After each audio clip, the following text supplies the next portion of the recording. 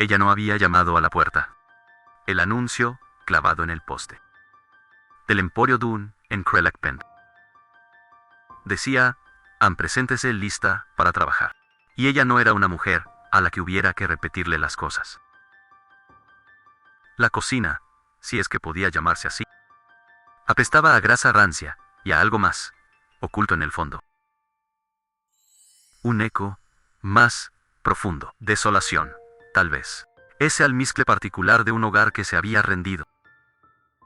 3 platos de hojalata se apilaban en un estante como anpacuevo. Y triste monumento. Dejó su bolso en el suelo, sin ceremonias. Se arremangó hasta los codos y evaluó con qué tendría que lidiar.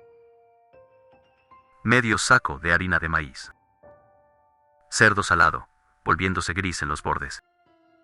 Una trenza de cebollas silvestres colgaba de un clavo sobre la ventana. Secas, hasta la translucidez. 2 papas, una de ellas blanda. Una jarra de lo que esperaba fuera agua, aunque sospechaba que no lo era del todo. Afuera, el viento salvaje de la cordillera Cascarón arrastraba una cortina de polvo rojo contra el cristal de la ventana, con un sonido parecido a oscuros susurros. El destino había desgastado a Nora con cosas peores. Sus manos se movieron antes de que su mente reaccionara, lavando la carne en el agua que le pareció más pura, recortando la grasa gris con la pequeña navaja que guardaba oculta en el bolsillo de su delantal, desmenuzando la harina en un cuenco de barro que encontró atascado tras una lata de café oxidada. El remiendo en la manga de su vestido había comenzado a deshilacharse de nuevo, justo en la muñeca. Lo notó. Lo aplanó contra su piel con el pulgar. Y siguió adelante.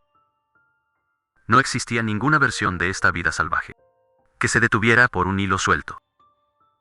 Había cabalgado 14 millas desde la estación de paso, en Petreford, a lomos de una mula prestada, para responder a un aviso manuscrito de un tal Cade Oren, quien se había descrito en el anuncio con la parquedad de un hombre para quien las palabras resultaban demasiado caras. Viudo, and 2 hijos.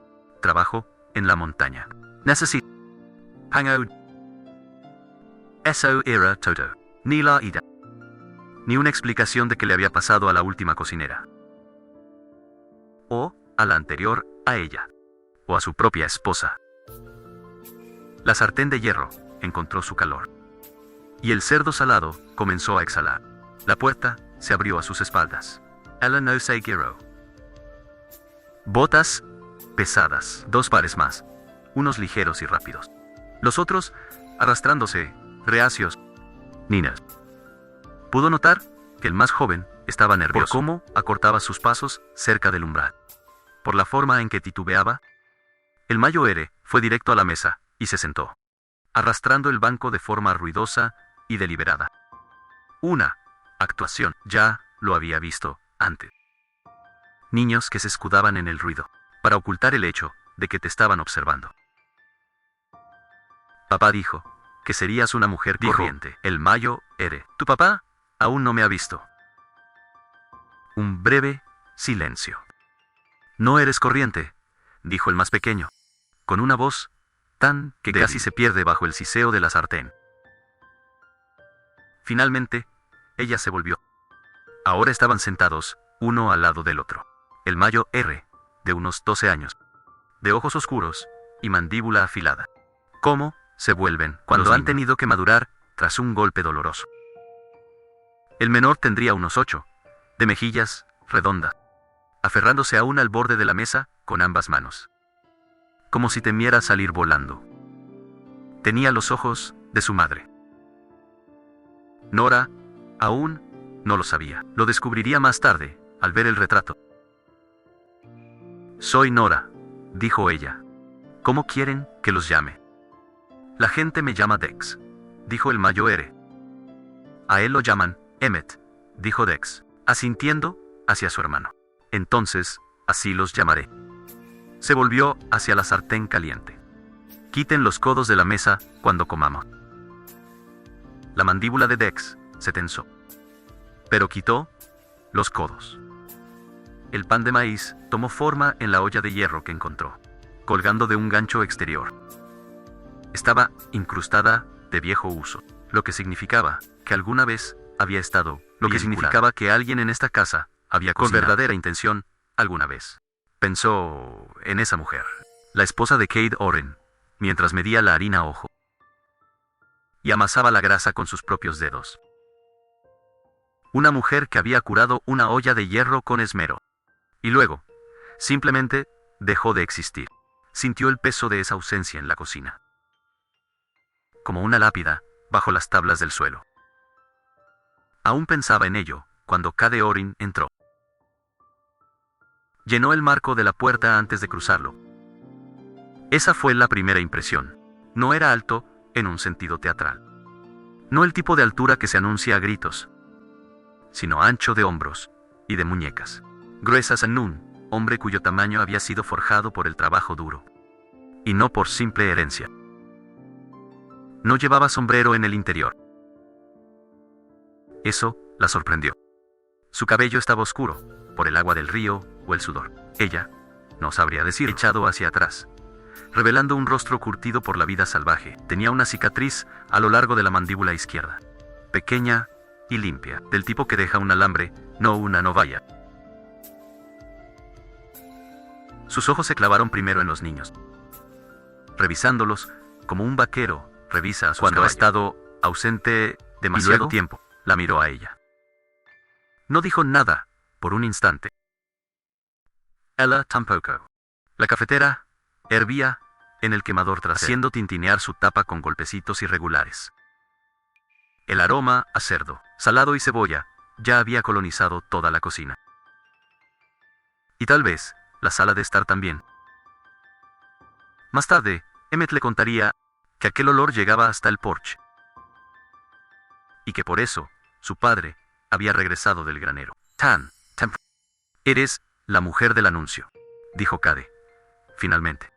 No era una pregunta, pero tampoco sonó grosero. Solo era un hombre asimilando lo que tenía frente a él. Nora Catlett. Él se quitó el abrigo y lo colgó él mismo en el gancho, sin tirarlo sobre una silla, sin dejarlo tirado en cualquier lugar. Otro pequeño detalle. Ella lo archivó en su mente sin querer. Se lavó las manos en el lavamanos. Ella escuchó el áspero rose de sus palmas frotándose, mientras el agua se oscurecía en el cuenco. Comieron en una mesa que no había tenido a 4 personas a su alrededor, en lo que se sentía, por su espeso silencio, como una eternidad. El cerdo salado estaba crujiente en los bordes y tierno en el centro. El pan de maíz se había las paredes de la olla de hierro, como lo hace el buen pan, formando una costra que podrías golpear con los nudillos. Había encontrado un frasco de sorgo en un estante alto, tras una lata de café, viejo, pero sellado, y lo había puesto en la mesa, sin decir una palabra. Emmett tocó el frasco primero, y luego miró a su padre.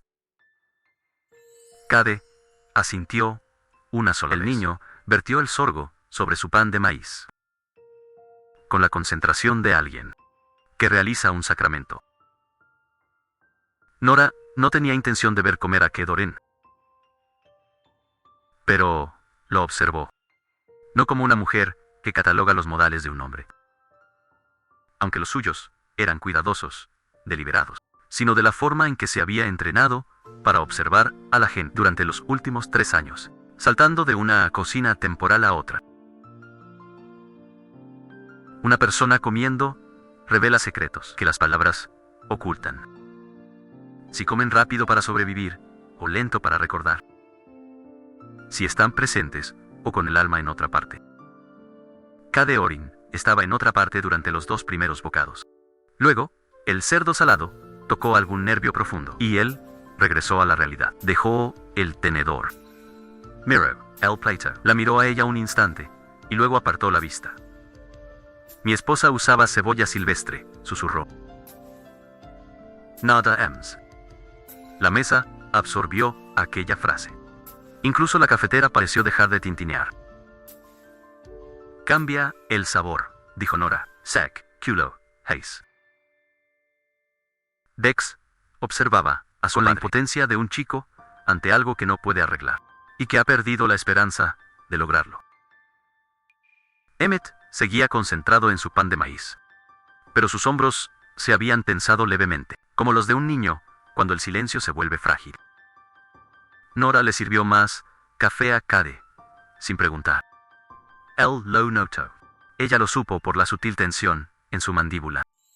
No era desagrado. De hecho, era todo lo contrario. Era algo que no había previsto y que no sabía cómo manejar. Ella cargaba con su propia desolación y no era tan ingenua como para olvidarlo.